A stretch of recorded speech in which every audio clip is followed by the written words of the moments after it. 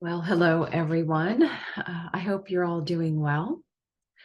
So, I've been contemplating friends, friendships, relationships, communication recently, really in depth, um, because apparently I'm a shite friend. or, yeah, yeah, it seems like throughout my whole life, it's been really kind of intense and rocky, not romantic relationships, but friendships. And so I've lived most of my life, yeah, I would say all of my life, actually all of my life, alone and not really dealing with a lot of people.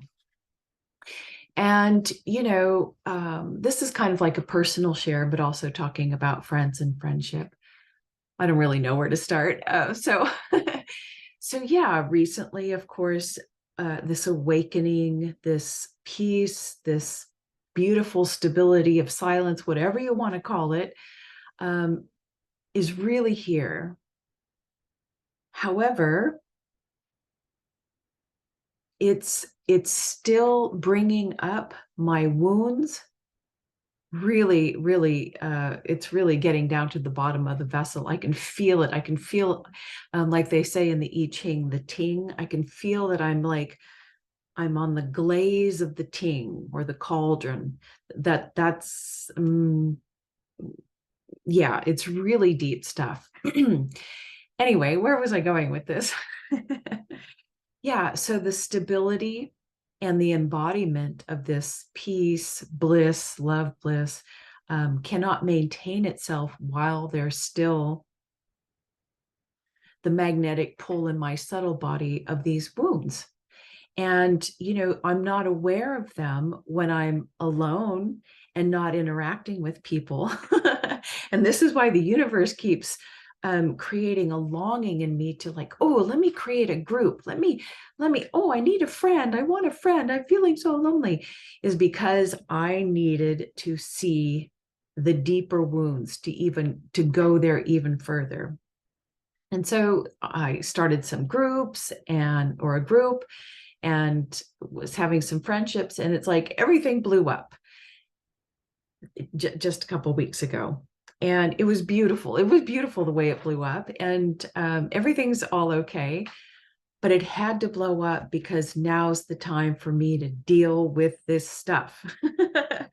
And even though I was aware of some of these issues before, it's so deep, you can't quite do anything about it until you take care of these other layers. Excuse me. I wish I had my water with me. Yeah. So just for a little background, my teacher healer has been telling me for years, you have childhood trauma. And I'm like, yeah, of course. Yeah, sure. Yeah, I agree. But it wasn't until the last week, actually just the last couple of days, that I actually got it, when I was contemplating and feeling that burning heartache from losing a friend, thinking I did something wrong, blah, blah, blah. I mean, oh, my humanity was coming out. But it was so exquisite because this awakening inside of me doesn't get uh, doesn't get involved with the story. It kind of goes, oh, I know what's happening. There's something else here blocking the embodiment, the stability of this piece. And we have to look at it. And the pain was so exquisite that it was actually joyful. And it was like, oh, I've got to dig into this. Anyway, so my teacher's been saying, yeah, you have trauma, trauma, trauma. And it wasn't until, and then I was like, oh my gosh, another relationship. Do I have abandonment issues? And I never really thought about abandonment issues because even though I guess there was an inkling in my mind, of course, doesn't everyone have rejection and abandonment issues?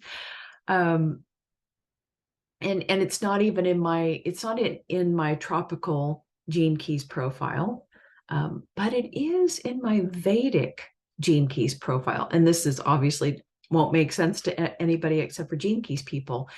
And it shows up in my soul contract. I don't know why I didn't see it before, but of course, if I saw it before, it wasn't the right time because I couldn't deal with it. Anyway, so I had this inkling, do I have abandonment issues? What is with me with people who don't respond, like don't have good communication or blah blah, because I tend to pick people that are not responders, or they're hiders, or they really don't have good communication, not skills, but anyway. And believe me, I'm not talking about anyone specific out there. I never know who's listening. Anyway, so I went and I asked my body, show me the core of this pain, the core wound of this pain. And I did flash to a past life experience that I actually saw when I was 17 or 18, when I first did a group past life regression. There was definitely an abandonment issue there. So this is linked to past life stuff. But then I got the picture of me in this life. I mean, I was shocked that I could see anything because I absolutely don't remember hardly anything about childhood. But I saw myself in a crib crying, and I was left crying for however long, it doesn't matter, but no one was coming. And I absolutely felt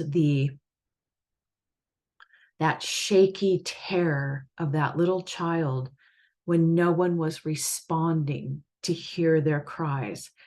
And that broke my heart. And then I was like, oh my God, that's it. Every time someone doesn't respond to me or communicate to me when and I'm not a big communicator. So when I'm communicating or, reaching out to somebody, that really is something. And when they don't respond, that is like the end of the world to me, or it was. That was my trigger. And it all comes from that little baby. And then, not being responded to. And I don't even know, in parenting, are you supposed to do that anymore? It just seems like it's traumatic for a child. At least it was for me. Anyway, and so I saw that. And then, of course, as the universe, so beautiful as it is, it's to show you you're on the right track. I go to check something on YouTube, whatever. And then suddenly in my watch this feed is this lady, which you have to go check out. Her name is, or her handle is Crappy Childhood Fairy. And it was in there. And the titles were, do you have abandonment issues? Do you suffer from complex PTSD? And I was like, what, universe? I mean, I literally just got done. And suddenly these are in my list of videos to watch, recommended videos. And so, of course, I clicked on it and it was like, dun, dun, dun, hallelujah, whatever, that I absolutely, yes, I do.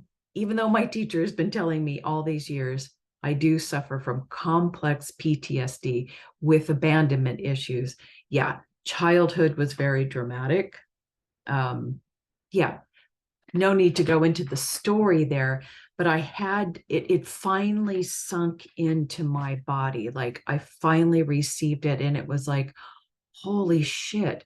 This whole time, my entire lifetime in relationships, and when things don't go right, or it's so painful and then people don't stay, I took it like, oh, there's something wrong with you. And I was like angry at God. What's wrong with me, God? Why did you make me if I can't have any friends?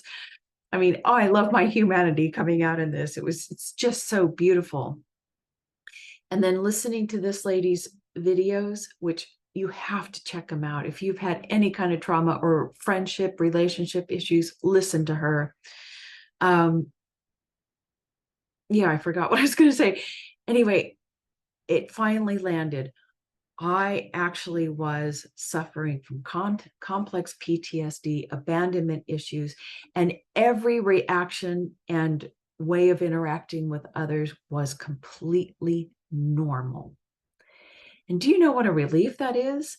To feel like, yeah, I've been responding from a trauma brain, and now it all makes sense. And now that it makes sense, I can heal it, right? Because when you don't know where to go, right? Anyway, so this has been, wow, what a healing week of ahas and really diving into the abandonment issues and thinking about the people that I tend to cling to, and why I was clinging to people that I know didn't make me feel good, that had communication issues. I mean, do not be in relationships. I mean, communication is the key. And so many people these days, like, it's just okay to not respond, to ghost you, whatever the terms are. They don't, if say they you think you're friends with them and they don't respond for days or a week, that isn't a friendship.